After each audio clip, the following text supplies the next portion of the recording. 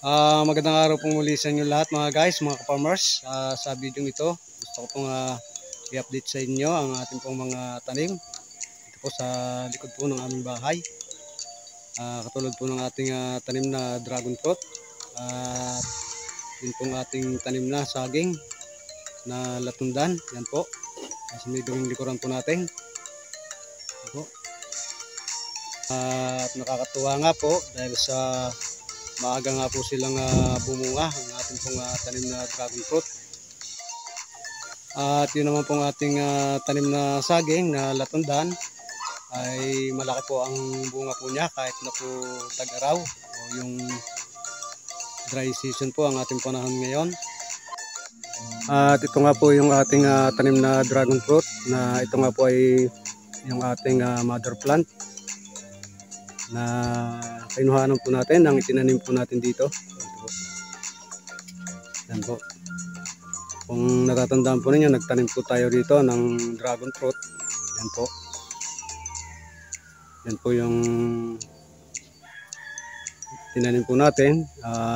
Pinutulan po natin ang taas. Doon, sa taas na yun po, pinutulan po natin. Tinanim po natin mga guys, mga farmers, dahil sa bumabagsak po siya ay bigla lang po siyang nababali. Dahil sa mataas na nga po, hindi pa po natin nalalagyan ng balag. Yan po. Lalagyan po natin ng balag yan para support po natin dyan sa ating tanim na dragon fruit.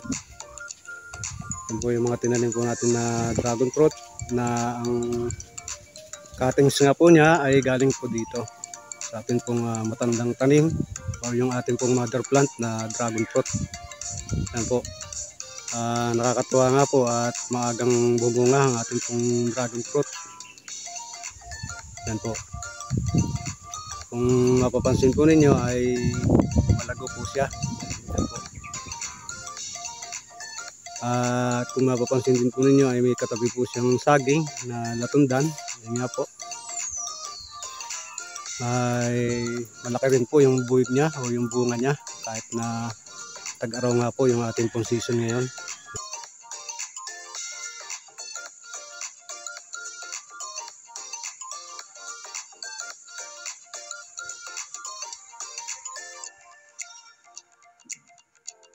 Nagtanim din po tayo ng kalamansi. Yan nga po yung kalamansi po natin.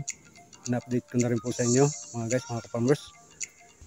Marami din pong bulaklak ang ating pong kalamansi.